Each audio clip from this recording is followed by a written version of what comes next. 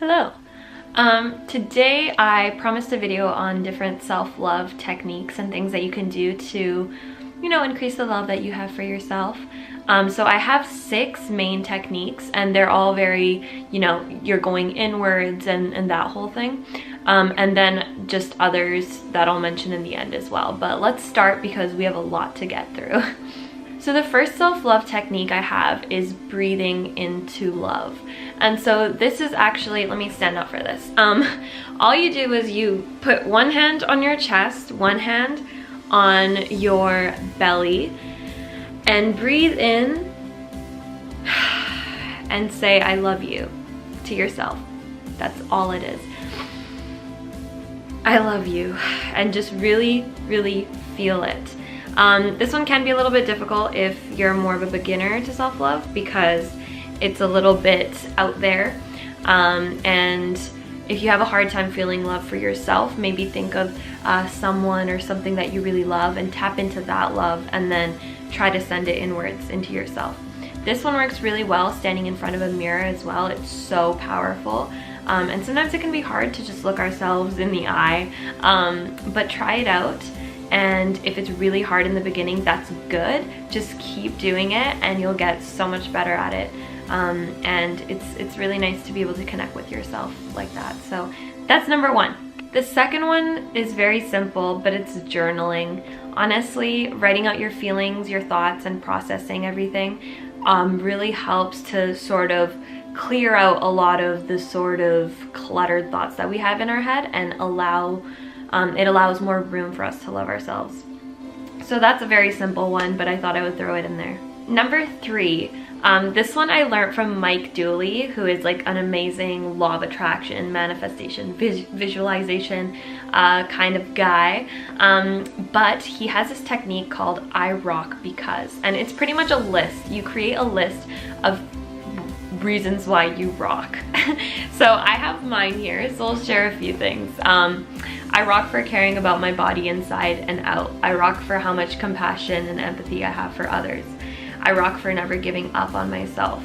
I rock for opening up to love. You can seriously go on and on forever, and you'll realize that there are so many reasons that you're amazing besides the fact that you're just like a really cool, neat, like divine being, and you came through a vagina portal onto this earth and you're just like able to walk around and run around. And the fact that we're not walking around sobbing in awe is crazy because life in itself is just a crazy thing to be able to experience. But anyway, sorry, that was a random rant, but we're moving on to number 4. Number 4 is writing a letter to yourself from an admirer. So really get yourself in the headspace of someone who's just fully in love with you. So I did one as well, and so Dear Raman, I'm writing this letter to remind you of why I love you so dearly. I never thought I'd meet someone like you and have the privilege of calling you my life partner. And I just went on and on talking about how cool and talented I am. It can feel like a very cocky thing to be doing. But if you're doing it from a place of love and pure intentions and not ego, then it's actually such an amazing tool to be able to see yourself from the eyes of a lover. Okay, so the next one, I think this is number 5, is a technique that one of my friends taught me. It's called What Would a Friend Say? And so next time you're going through negative self-talk, or you're saying something like, I'm not worthy, or I'm not doing enough in life, just think about what a friend would say. What advice would a really good, caring, supportive friend, what advice would they give you? And then take that advice and repeat that in your head. Instead of saying, oh, I'm not doing enough in life.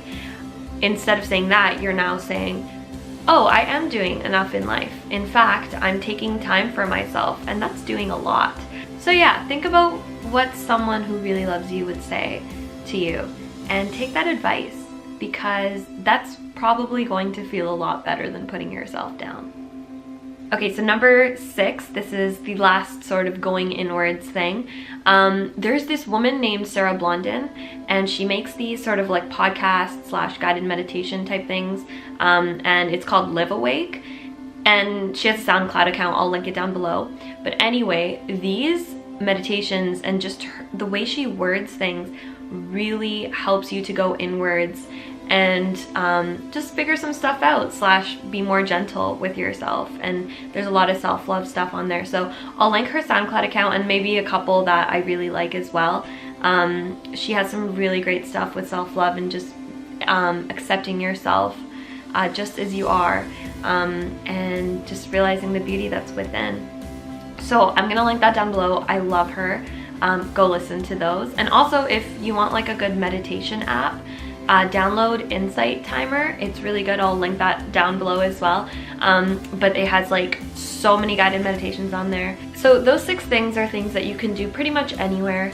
And what I love about them is they really help you to go inwards, because I feel like a lot of the time when people talk about self-love and self-care, they talk about like, oh, go and like take a bath and go do this and go do that. But as much as that is calming, it sometimes doesn't allow us to really delve into ourselves. So I think those are great things to kind of start with. And then also, I'm looking at my phone because I have a list.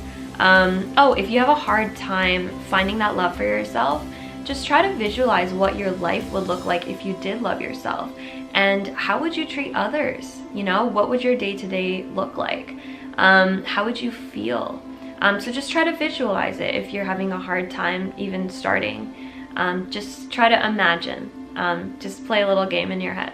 And self-love looks a little bit different to everyone. I'll list a few more things that I think are really helpful. Getting out into nature, you know, surround yourself with trees. They give you so much oxygen, feel their love.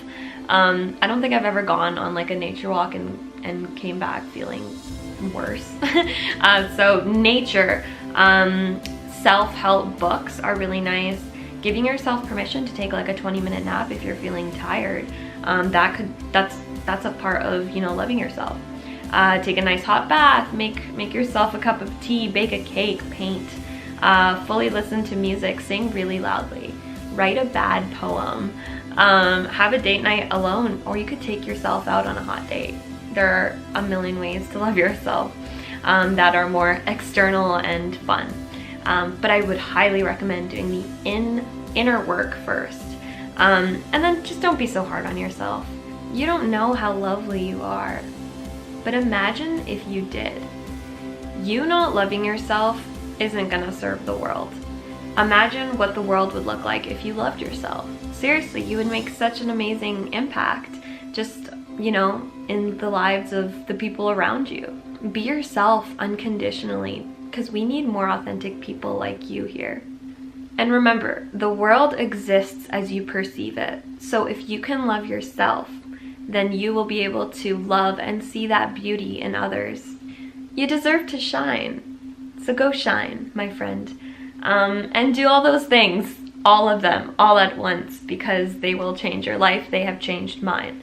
So that's it for today. Thanks so much for watching, and I will see you very shortly. Peace.